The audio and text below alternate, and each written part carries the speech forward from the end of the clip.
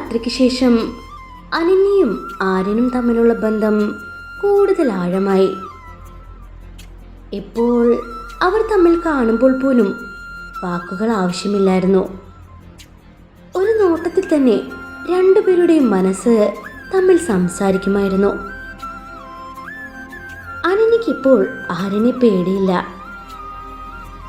പകരം അവനെ കാണാതെ ഒരു ദിവസം പോലും കഴിയാൻ പറ്റാത്ത അവസ്ഥയായിരുന്നു. ആര്യൻ്റെയും അവസ്ഥ അത് തന്നെയായിരുന്നു.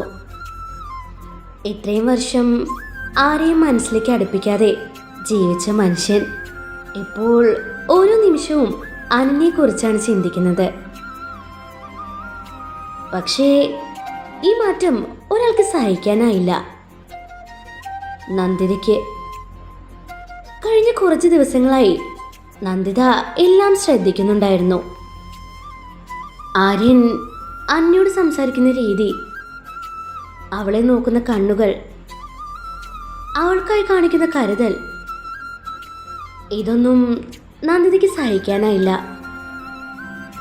കാരണം വർഷങ്ങളായി അവൾ ആര്യനെ സ്നേഹിച്ചിരുന്നു. പക്ഷേ ഒരിക്കൽ പോലും അവന് തൻ്റെ സ്നേഹം മനസ്സിലായിരുന്നില്ല. ഇപ്പോൾ അനന്യ വന്നതിന് ശേഷം എല്ലാം മാറിക്കൊണ്ടിരിക്കുകയായിരുന്നു.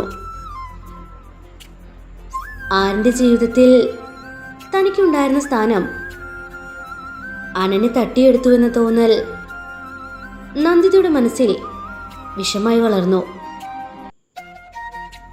ഒരു ദിവസം ഉച്ചയ്ക്ക് ഓഫീസിൽ എല്ലാവരും ജോലി തിരക്കിലായിരുന്നു. അനന്യ ചില പ്രധാന ഫയലുകൾ എടുത്ത് സ്റ്റോർ റൂമിലേക്ക് നടന്നു. അവിടെ സാധാരണ അധികം ആളുകൾ വരാറില്ല. അവൾ ഫയലുകൾ മേശപ്പുറത്ത് വെക്കുന്നതിനിടയിലാണ് പിന്നിൽ നിന്ന് വാതിലടയുന്ന ശബ്ദം കേട്ടത്. അവൾ തിരിഞ്ഞു നോക്കി. നന്ദിത. അവളുടെ മുഖത്ത് പതിവിലെ ചിരിയില്ലായിരുന്നു. മാം, എന്തെങ്കിലും വേണോ? നന്ദിത പതുക്കെ അവളുടെ അടുത്തേക്ക് നടന്നു. നിനക്ക് നന്നായി അഭിനയിക്കാൻ അറിയാം അല്ലേ? അന്നയ്ക്കൊന്നും മനസ്സിലായില്ല. എന്താ മാം പറയുന്നേ? പാവമായ പെൺകുട്ടിയായി നിന്നിട്ട് ആര്യനിപ്പോ നിന്റെ പിന്നാലെ നടത്തിക്കുവാ അല്ലേ? അനന്യ നീട്ടി. മാം, ഞാൻ അങ്ങനെയൊന്നും. മിണ്ടരുത് നീ. നന്ദിതയുടെ ശബ്ദം കടുപ്പമായി. ആര്യൻ എൻ്റെ ജീവിതത്തിലുണ്ടായിരുന്ന ആളാണ്. ഇടയിൽ വന്നത് നീയാണ്. അന്ന ശാന്തമായി പറഞ്ഞു. ആര്യൻ സാർ ഒരു സാധനമല്ലല്ലോ മാം, ആരുടെങ്കിലും സ്വന്തമാക്കാൻ. ആ വാക്കുകൾ നന്ദിതയെ കൂടുതൽ ദേഷ്യപ്പെടുത്തി. നിനക്ക് എന്ത് പ്രത്യേകതയാ? എനിക്കൊരു പ്രത്യേകതയില്ല. പിന്നെ എന്തിനാണ് അവൻ നിന്നെ മാത്രം സ്നേഹിക്കുന്നത്? അന്ന മിണ്ടാതെ നിന്നു. കാരണം അതിന് മറുപടി പറയാൻ അവൾക്കും അറിയില്ലായിരുന്നു. അതേസമയം ആര്യൻ തന്റെ മുറിയിൽ അനന്യയെ അന്വേഷിക്കുകയായിരുന്നു. അനന്യയുടെ? അജയ് പറഞ്ഞു. സ്റ്റോർ റൂമിലേക്ക് പോയതാണ് സാർ. ആര്യനെന്തോ അസ്വസ്ഥത തോന്നി. കാരണം കുറച്ചു നേരം മുമ്പ് നന്ദിതയും അങ്ങോട്ടേക്ക് പോകുന്നത് അവൻ കണ്ടായിരുന്നു. അവൻ ഉടൻ അവിടേക്ക് നടന്നു. അതിനകം തന്നെ നന്ദിതയുടെ ദേഷ്യം നിയന്ത്രണം വിട്ടിരുന്നു. നീ എന്റെ ജീവിതം നശിപ്പിച്ചു. അവൾ മുന്നിലുണ്ടായിരുന്ന ഫയൽ ബോക്സ് ശക്തിയായി തള്ളി. അത് നേരെ അനന്യയുടെ ഭാഗത്തേക്ക് വീണു. അന്ന പെട്ടെന്ന് തന്നെ പിന്നിലേക്ക് മാറാൻ ശ്രമിച്ചു. പക്ഷേ അവിടെ കാൽ വഴുതി. അവൾ താഴേക്ക് വീഴുമ്പോൾ അടുത്തിരുന്ന ഇരുമ്പ് സ്റ്റാൻഡിന്റെ മൂലയിൽ തലയിടിച്ചു. ആ! അവളുടെ നെറ്റിയിൽ നിന്ന് രക്തം ഒഴുകാൻ തുടങ്ങി. അത് കണ്ട നിമിഷം നന്ദിത തന്നെ ഭയന്നു. അതേസമയം വാതിൽ തുറന്ന് ആരിനകത്തേക്ക് കയറി. അവൻ കണ്ട കാഴ്ചയിൽ അവന്റെ മുഖം തന്നെ മാറി. താഴെ വീണ വേദനയിൽ കണ്ണടച്ചിരിക്കുകയാണ് അനന്യ. അവളുടെ നെറ്റിയിൽ നിന്ന് ഒഴുകുന്ന രക്തം. അനന്യ! ആരൻ ഓടി വന്ന് അവളെ പിടിച്ചു. കണ്ണു തുറക്ക അനന്യ! അവന്റെ ശബ്ദം വിറയ്ക്കുകയായിരുന്നു. അനന്യ പതുക്കെ കണ്ണു തുറന്നു. ആര്യ! അവൾക്ക് സംസാരിക്കാനും ബുദ്ധിമുട്ടുണ്ടായിരുന്നു. ആര്യന്റെ ഹൃദയം മുഴുവൻ ഭയത്തോടെ നിറഞ്ഞു. അവനുടൻ നന്ദിതയെ നോക്കി. ഇവിടെ എന്താണ് നടന്നത്?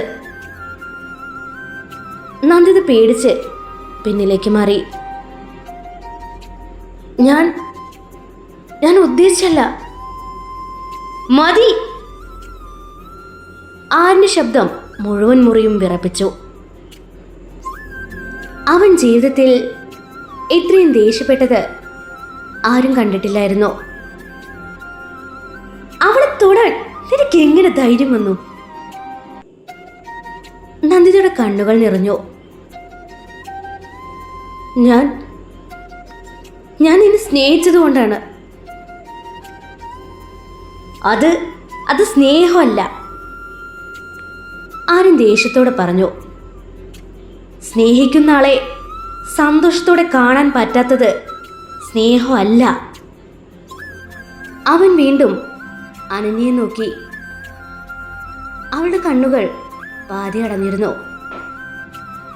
ആരിൻ്റെ ഉള്ളിൽ ഭയം കൂടി. നിനക്കൊന്നും സംഭവിക്കില്ല, ഞാനുണ്ടല്ലോ.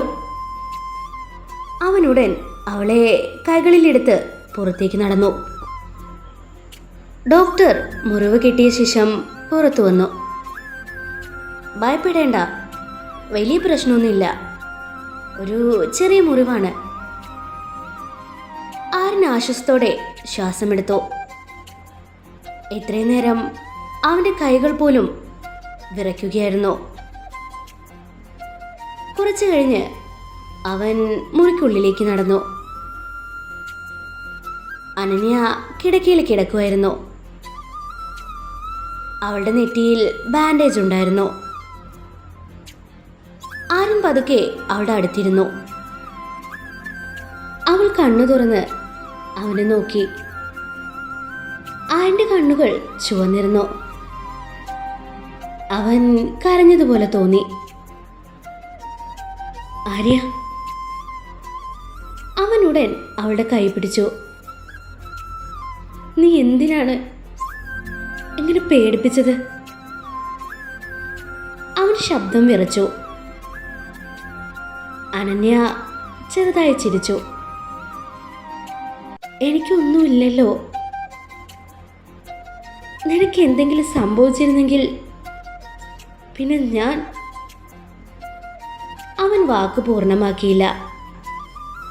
കാരണം ആ ചിന്ത പോലും അവന് സഹിക്കാനായില്ല.